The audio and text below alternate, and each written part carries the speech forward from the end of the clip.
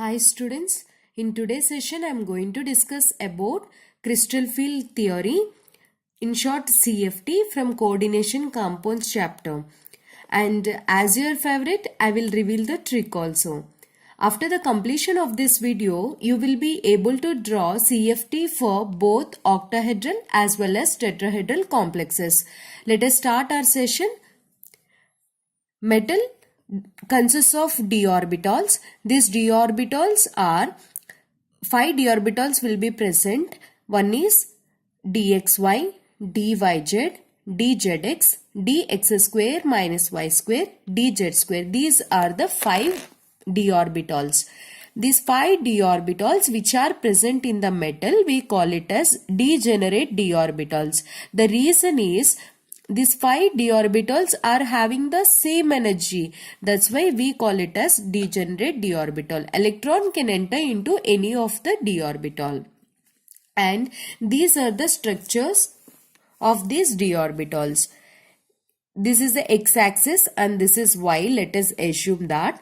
And if the lobes of the d orbital are present between the axis, this is the axis. And between the axis, if these lobes are present for x and y axis, we call it as dxy. And here also, if you see, these lobes are present between the axis. This is the axis and this is one more axis.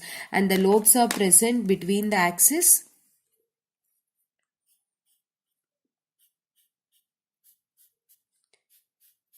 We call it as dxy.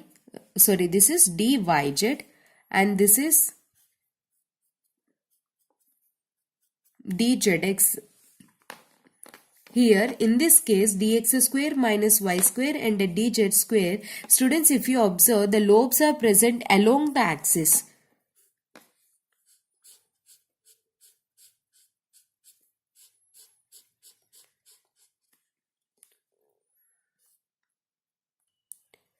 Here dx square minus y square and dz square, the lobes are present along the axis. The case where the lobes are present between the axis for these 3 d orbitals, they named as, according to the spectroscopy, T2g orbitals. And the case where the lobes of the d orbitals are present along the axis, named as EG orbitals. How I am pronouncing? T2g, here EG orbitals. Right, means d orbitals consists of two sets again. One is T2g set, another one is called as EG set.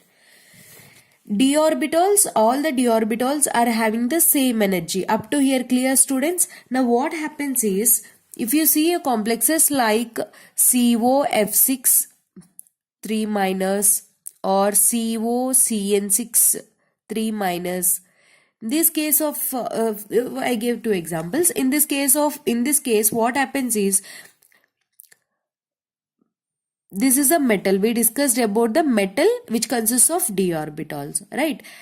Now this fluoride ion or cyanide ion, it approaches the metal to form this complex. Initially this is the metal which consists of d orbital, and this ligand approaches the metal to form the complex. Then what happens? Metals consists of electrons, d orbitals which consists of electrons, and these ligands also consists of lone pair of electrons. Whenever these ligands approaches the metal, there will be a repulsions between the ligands as well as these d orbital. Whenever there will be a repulsions, then these d orbitals energy it lost its degeneracy. Why it lost its degeneracy? Because when ligand approaches, metal also consists of electrons, and these ligands also consists of electrons, and there will be a repulsions between these two. Then whenever there is a repulsion, the d orbitals will be lost its degeneracy. When it's lost its degeneracy, then what happens? See here, when ligand is approaching, the energy of the d orbitals is not same. That is the meaning of loss its degeneracy. What it means? The energy of the d orbital is not same. We call it as non-degenerate d orbitals, or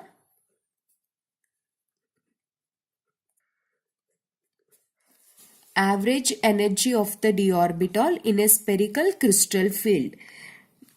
You can say non-degenerate d orbitals or average energy of d orbital.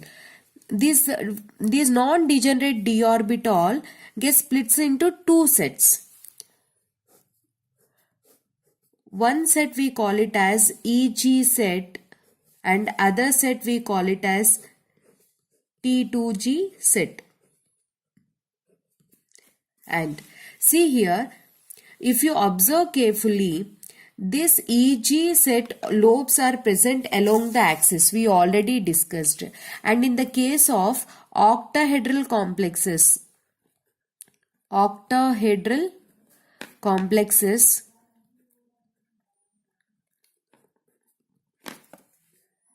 ligand approaches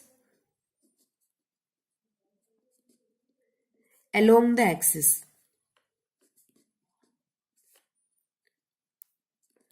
And whose lobes are along the axis, students? EG orbital lobes are along the axis.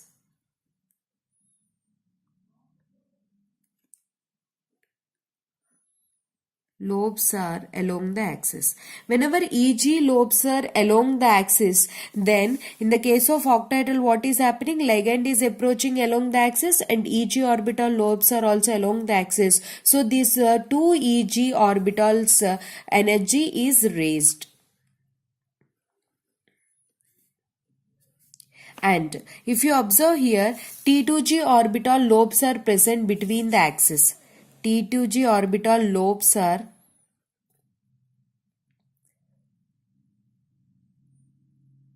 present between the T2G lobes are present between the axis. So ligand is approaching along the axis, not in between the axis in the case of octahedral complexes. Then so T2G orbitals experiences very less repulsive forces. So they goes to their energy decreases. See here, the energy gets lowered. T2G orbital. What are those three T2G orbitals, students? dxy, dyz and dzx. These are T2G orbitals. And what are EG orbitals, students? EG are dx square minus y square and dz square are EG orbitals. If you see this splitting, we call it as crystal field splitting, or we call it as crystal field stabilization energy or splitting energy. What do you mean by this crystal field splitting energy? This difference of energy between these two set of degenerate orbitals as a result of crystal field splitting energy, we call it as a result of crystal field splitting, we call it as crystal field splitting energy, or which is also known as crystal field stabilization energy. The energy difference between these two, we call it as what? Crystal field stabilization energy, which is represented by delta. And we are discussing in the further octahedral complexes. For what we are discussing here? How many ligands are there, students, here? 6. Octahedral complexes.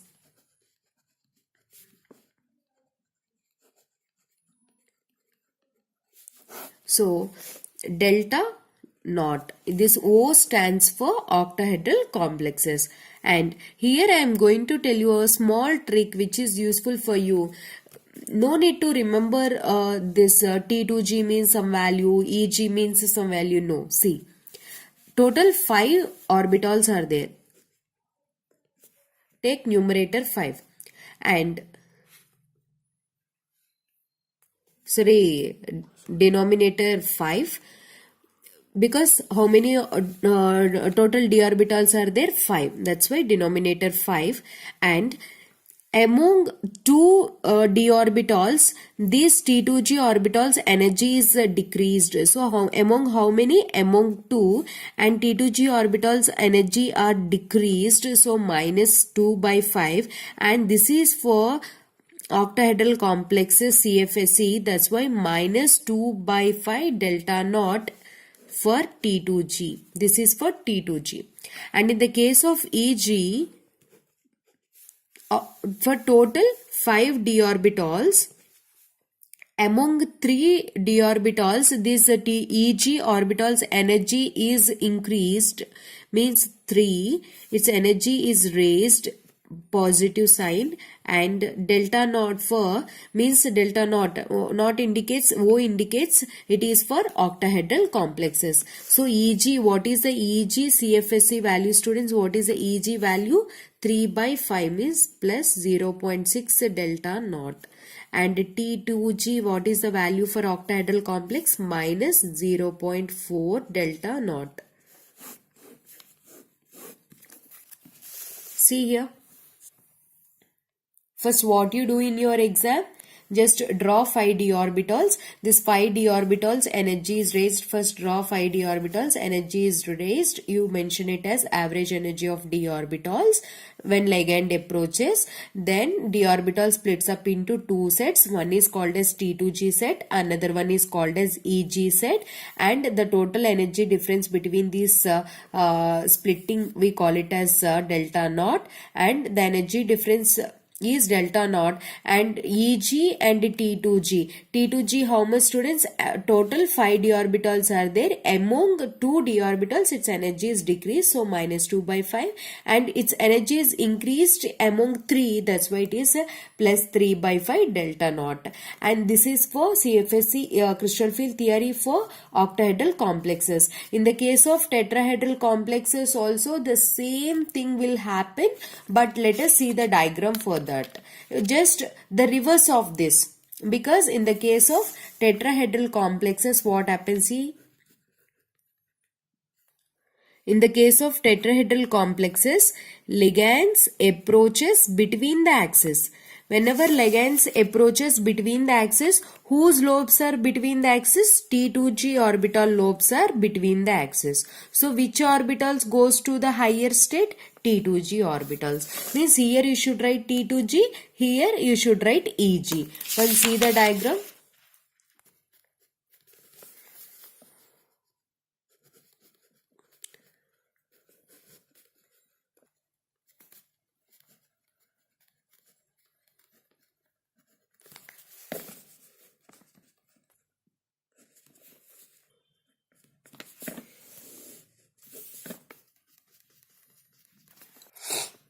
See,